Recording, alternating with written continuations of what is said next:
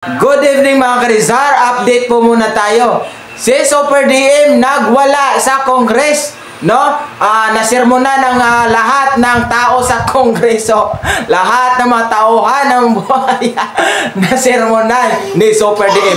Panoorin po natin kung paano mag-sermon si Super DM gamit ang kanyang makata ng bayan.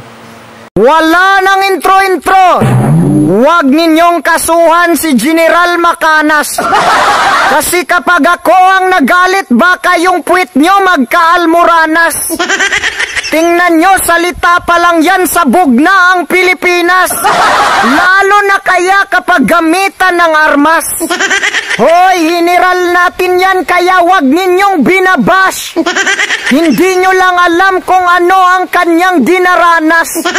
Itong vlogger na ito ay parang si Satanas. Grabe ka kung makabanat. Kung buntis lang ako, siguro matagal na akong nabinat. Yung content mo puro pagmumura kaya walang kwenta sa lahat. Buti pa si General handang makulong kaya dapat kang magpasalamat. O PNP Chief Acorda, wag naman sana tayong maging kontrabida. Hindi sapat na dahilan yon para ang mga vlogger ay ipurnada. Kahit si Bitag ang tanungin mo, ang ginawa mo ay hindi maganda. Hindi kami nang gugulo, gusto lang namin linawin ang mga nangyayaring kaduda-duda. Yung nagprotesta sa kalsada, may nakasuhan ka na ba? Yung protesta sa social media, wala yang pinagkaiba. Ano ang mali sa salitang destabilisasyon kung ang civilian lang ang nagsasabi, di ba? Yan ay isang protesta sa social media tungkol sa narinig nila. Pero hanggat hindi gumagamit ng dahas, wala tayong karapatan para ipakulong sila. At isa pa, hindi ikaw ang biktima ng protesta. Tapos ikaw ang magrereklamo, anak ng puta. Habang tumatagal yung boses ko, nagiging si General Luna. Paano naging cyber libel ang destabilisasyon? Totoo naman talaga na may destabilisasyon. Pero ito ay mga civilian lamang ang nag-iilusyon. Bakit yung pagprotesta sa mga kalsada, hindi ba yan destabilisasyon? Hindi kayo pwede mag-cyber libel kung hindi naman direktang pinagbintangan ang inyong posisyon. Patunayan na walang pulburon, patunayan na walang korupsyon para wala kayong maririnig na destabilisasyon. O General Macanas, kung ang kahirapan ay may revolusyon, gagawin kitang bayani sa ating panahon.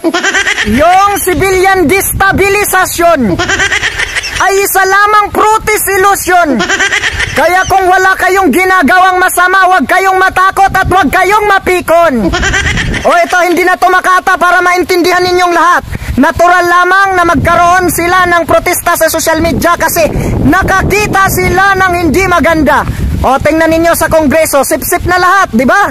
Sinasabihan ni Tatay Digong na ilabas ang resibo kasi lahat na lang ng nasa Kongreso, sinisiraan sila. So kung ako sasabihan ng ilabas ang resibo, hindi ako magiging sip-sip. Ilalabas ko ang aking resibo. O ito ang aking resibo. Nandito ako para magsilbi sa bayan at hindi para mangurakot.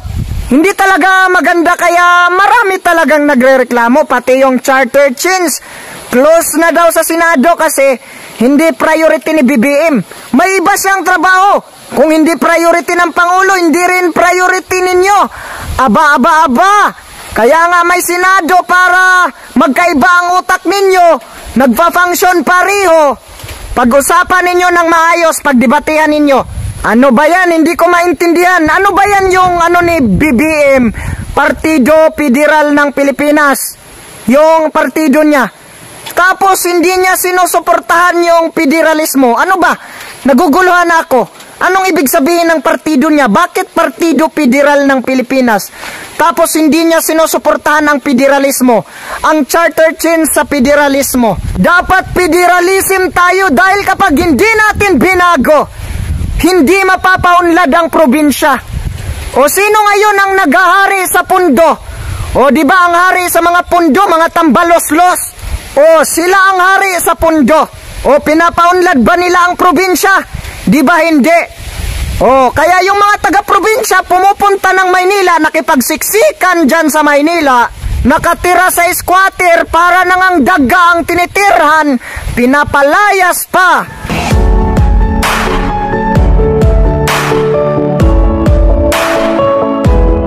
O ngayon nyo sabihin, bakit ayaw nyo ng federalism?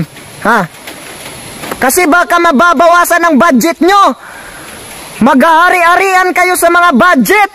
Pero hindi nyo naman pinapaunlad ang mga probinsya. Ay nako, pag-usapan nyo na maayos. Wala nang intro-intro issue ngayon ang malawak na destabilisasyon. Ngunit anong dahilan bakit magkakaroon ng revolusyon? Hindi naman totoo na si BBM ay kumakain ng polvoron. Merong mga vlogger na binabayaran para si BBM ay banatan. Ginagamit ang pangalan ni Duterte para lumakas sa taong bayan. Pero ang totoong kakampi nila ay yun pala ang pinatalsik ni BBM sa kapangyarihan. Ang mga vlogger na ito ay nasa ibang bansa, kaya paano nyo masasabi na kayo ay makabayan? Ang lakas magsalita kahit walang katotohanan. Pumunta kayo dito sa Pilipinas, dito tayo magbardagulan. Kaya ang payo ko sa mga dating general na vlogger na ngayon ng bayan, piliin ang kalooban, huwag ang kasikatan. Huwag piliin ang pira, piliin ang maging makabuluhan. Pakiusap, huwag nyo itong sakyan. Dahil kapag hinihingian kayo ng ebidensya, hindi kayo bibigyan. Logi kayo kapag nakasuhan. Kasi itong mga vlogger na panira nasa ibang bansa, kaya hindi madadampot yan. Bakit may destabilisasyon? Ano ang dahilan? Kung ang layunin nyo ay makapag-content lang, aba ay dapat nyo nang tigilan. Kasi baka ang bagsak nyo ay sa kulungan. Hindi kasi magandang epekto ang ganyang usapan. Yan ay nagdudulot ng takot sa ating mga mamamayan. Parang umaabuso na kayo sa inyong kalayaan. Kung may hinanakit kayo, ilabas nyo ang inyong nararamdaman. Pero wag nyong pasobrahan. Alam nyo, nagpahinga lang ako saglit sa pagiging makata ng bayan. Tapos ngayon, guguluhin nyo na ang lipunan. Gusto nyo pagsabihan ko kayo ng katotohanan? Para mapapahiya kayo sa sarili nyong kalokohan. Destabilisasyon ang inyong panawagan. Wala naman siguro sa ayos ang inyong ipinaglalaban. Siguro kung sa panahon yan ng mga dayuhan, maituring natin yan na kabayanihan. Pero sa panahon ngayon, yan ay paglabag sa pagkakaisa at pagtutulungan. Ano ba yan, kapwa Pilipino nagsisiraan? Piling ng mga vlogger sila na ang matalino, pero sila pala ang pareho na may katangahan. Ikaw naman kasi, Maharlika, aminin mo na ang totoong kakampi mo ay yung pinatalsik ni BBM sa kapangyarihan. Huwag kang magpanggap na kakampi ka ni Duterte para lumakas ka sa taong bayan. At kayo namang mga vlogger ng pulahan, kung galit kayo kay Maharlika, siya ang inyong banatan. Huwag niyong idamay si Duterte kasi wala yang pakialam. Maging si Duterte ay hindi sang-ayon sa iyong katangahan. Patingin ang ebidensya mo, baka piki yan. Batid kong alam ninyo ang nangyayari sa ating bayan na hindi ko na maintindihan. Ito ay laganap na ang awayan at kaguluhan, rambulan para sa mga salitang binibitawan, tuloy-tuloy ang kanilang pakikipagbakbakan, tila hindi na sila magkaibigan. Ito naman kasing dating dilawan ay pinagtutulungan, ngayon sila na ang nag-aaway. Anong klaseng kabinuangan? Akala kasi ng ibang vlogger nitong pulahan, itong si Maharlika ay kakampi ni Duterte, kaya ang si Duterte ang kanilang binabanatan. Hoy, kung galit kayo kay Maharlika, wag nyong idamay si Duterte. Si Maharlika ang inyong banatan kasi ginagamit lang ni Maharlika ang kanyang pangalan para sabihin na siya ay lumakas sa mata ng mga kababayan. Pero ang totoo niyan, kakampi talaga si Maharlika ng mga pinapatalsik ni Bongbong Marcos, kaya sila ay umiinit ang kanilang lalamunan. Huwag naman sana ninyong patulan, parang walang pinag-aralan, subalit matalino kapag sila ang nagsasalita. Lahat sa kanila ay wala nang kalaban-laban. Oh, Maharlika, porki ba malakas si Duterte, gagamitin mo na ang kanyang pangalan? Hindi ako naniniwala na yan talaga ang iyong layunin sa ating bayan. Hindi totoo na si Duterte ang iyong kinakampihan. Ginagamit mo lang siya kasi malakas ang kanyang pangalan. Ang akala naman nitong supporter ng Pulahan, tama ang iyong pinagsasabi, kaya hindi na sila umimik para si Bongbong Marcos ay kanilang ipaglaban. Alam ko, Maharlika, ang totoong kakampi mo ay yung may galit kay Marcos kasi pinapatalsik sa kapangyarihan. Alam kong meron kayong pinag-uusapan, ang mga nauuto mo, yon ang mga mababaw ang kaisipan. Kaya ang payo ko sa mga dating general na vlogger na ngayon ng bayan, huwag kayong sumabay sa agos kapag hindi naman yan ang katotohanan.